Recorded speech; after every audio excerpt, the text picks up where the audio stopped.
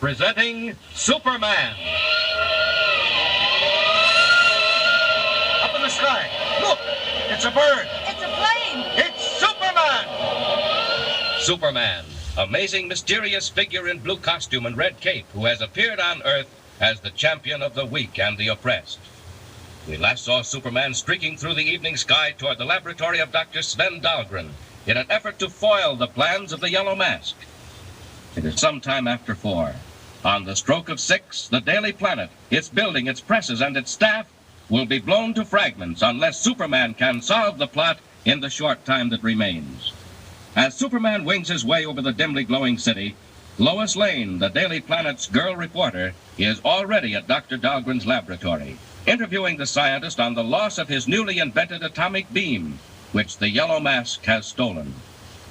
But even as the scientist and the girl sit talking, hidden eyes are watching them, and unheard voices pass and repass on an unseen secret relay. Listen. Yes, this is the Yellow Mask. This is Michael, reporting from the laboratory. The girl has arrived and is talking with the doctor. We are ready. When the signal comes, close the sliding doors and leave the rest to me. Then join us at the airport. Do you understand? Yeah, I understand. There won't be no mistake this time. That's good. I have sworn to blow up the newspaper as the clock strikes 6. Yellow Mask does not fail. And to my great relief, Miss Lane, after calling your newspaper, I discovered that this demented individual who had stolen my atomic beam machine had stolen nothing but a box of wires and rheostats, utterly useless to him. What do you mean? Well, the machine cannot operate unless it is loaded with atomic cylinders, small steel capsules containing the energy necessary to work the beam. I recalled that I had placed only 2 of the cylinders in the machine to demonstrate it, and both were fired. But you have other cylinders, haven't you? Oh, yes, but they're well protected. Look in there. What do you see? What? Seems to be a sort of inner room. And what is at the extreme end? Look.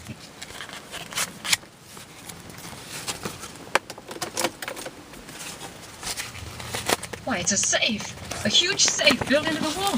And in that safe are a dozen atomic cylinders and a duplicate of the stolen machine. You had 2 machines? Oh, yes, a new one and an old one.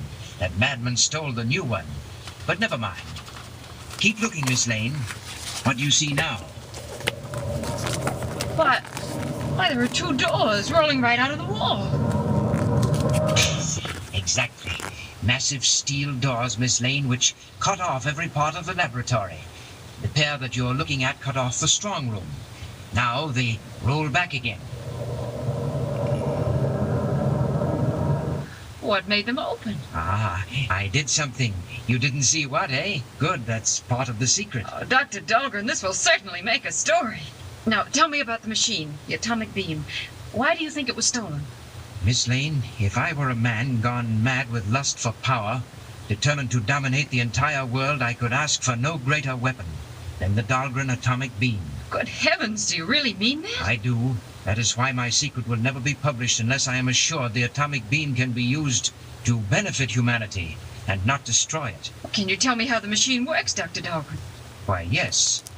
The Dahlgren atomic beam, Miss Lane, is based on the almost limitless power of atomic energy. In the first place...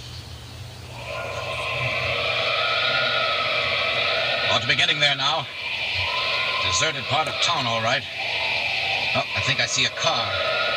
That's it. Lois's car, parked at the curb. I'll drop down on the roof, slip downstairs, and enter Dahlgren's house as Clark Kent, reporter. Down!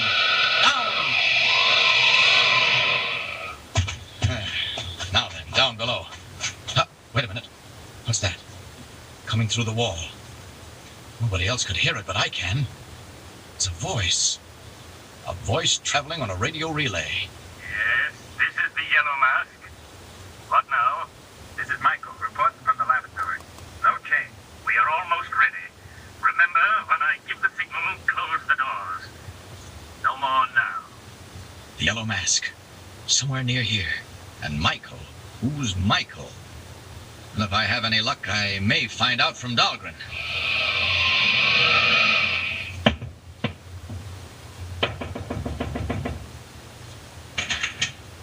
Yes? Dr. Dahlgren, I'm Clark Kent of the Daily Planet. Oh, yes. Come in, Mr. Kent. My man must be busy. Thank you. You were talking to Mr. White, my editor, and something happened to the line. We were cut off. So I came right down to find out what you wanted to say. It may be important.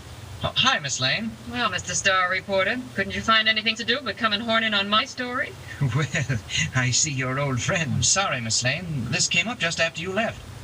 Dr. Dahlgren, the Daily Planet has received a very dangerous threat from an unknown source. A threat, Mr. Kent? What kind of a threat? An escaped lunatic, Doctor. Someone who threatens to blow up the entire works at 6 o'clock tonight. Doctor, the man who broke in here and made off with your invention. You told my editor he said something about destroying a newspaper. Do you remember what it was? I remember quite well, Mr. Kent. He had picked up the machine, my new model of the atomic beam, and as he held me under his gun, he said, "First, I shall destroy the building which houses one of your great newspapers." Dr. Dahlgren, did he mean the planet? Well, my dear Miss Lane, I haven't any idea which... Tell me, Doctor, could he make good that threat against the newspaper? Mr. Kent, he could make good that threat against the world. And we have 1 hour or less to run him down. Well, I wouldn't worry, Mr. Kent. Not worry. Fortunately, as I have already explained to Miss Lane, and as I tried to tell your editor before we were cut off, the model which was stolen will not work. What? Dr. Dahlgren, what do you mean? Just this. By a lucky chance, the stolen machine was not loaded with the cylinders necessary to make it work. Well, then you mean the newspaper's safe. It won't be blown up. Not by the Dahlgren atomic beam. Wait, I will point out what I mean. Just a second, Dr. Dahlgren. I'd like to ask you a question. Certainly, Mr. Kent. Is your name Michael? Or is there anyone in this house whose name is Michael? Why, yes. Why do you ask that? Don't you like the name Michael, Mr. Kent? Who is it, Doctor? Michael is the name of my servant. Why, Mr. Kent? Nothing. I merely wondered. You were going to show us your invention, Dr. Dahlgren.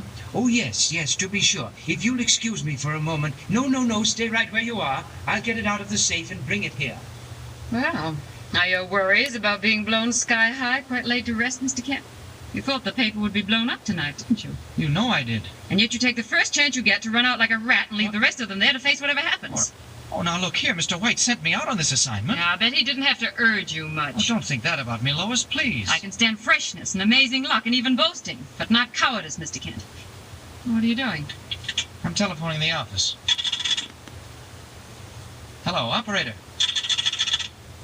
Operator! Have you forgotten the phone's out of order? Thought they might have fixed it. They haven't. Well? That wire. It goes through a conduit into the next room, and it's slack, loose. It comes away in my hand. Look! What? Lois, that wire was cut. Cut off clean by someone in this house, while Dr. Dahlgren was talking to Mr. White. By someone who didn't want Dahlgren to reveal any information. Well, don't stand there like that. What do you think it means? It means the thief knows that model won't work. He's found it out. Oh, where is Dr. Dahlgren? What's taking him so long? Oh, Kent, the doors! The doors! What doors? What are they doing? The doors, they lead into the other rooms, and Dr. Dahlgren's inside. Oh, well, what of it? Maybe he did it himself. Dr. Dahlgren, are you all right?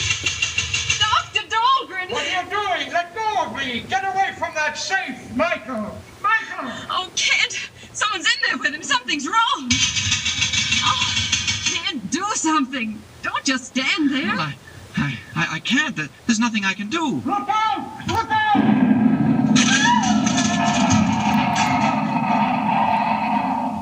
An explosion inside that room. Dynamite or nitroglycerin. Lois! Lois, are you all right? I'm all right. Just stand. Now, Lois, run down and bring the police. Phone the paper, quick. What are you going to do? I'll stay here. Maybe I can get in there. Go on, now run. I'll be back, Kent. Wait for me. I think it's time Superman took a hand. Clark Kent could never get through those steel doors. I had to get Lois out first, though. Now then. There they go. Almost through. They're springing out at the sides. I'll just grab hold of the edges and pull them out of the walls. Now! Dr. Dahlgren. He's unconscious. And when he comes to, he'll see Clark Kent. Kent, is that you? The safe. Look at the safe and the wall. They blew the safe and got out through a hole in the wall. Dr. Dahlgren, who was it? Could you see? I don't know. When I came in, they threw a cloth over my head. Kent, look. They came back. They found the machine wouldn't work. The cylinders were in the safe. Doctor, the safe. It's empty. Quite empty, gentlemen. The Dahlgren atomic beam will now be put to work. That voice. Who is it? Where is it coming from? It's a dictaphone outlet. Somewhere in the wall. I'll track it down. Save yourself the trouble, Mr. Kent. We are leaving immediately. It's 5:30. You will remember what happens at 6. The yellow mask does not break his word. Half an hour to go, 30 flying minutes, while mysterious planes drone high in the air over the office of the newspaper. Can Clark Kent, or Superman, find the yellow mask, recover the Dahlgren invention, save the Daily Planet? And meanwhile, what of Lois Lane? Tune in the next installment and follow the story. Remember, be with us again for the next thrilling transcribed installment of Superman.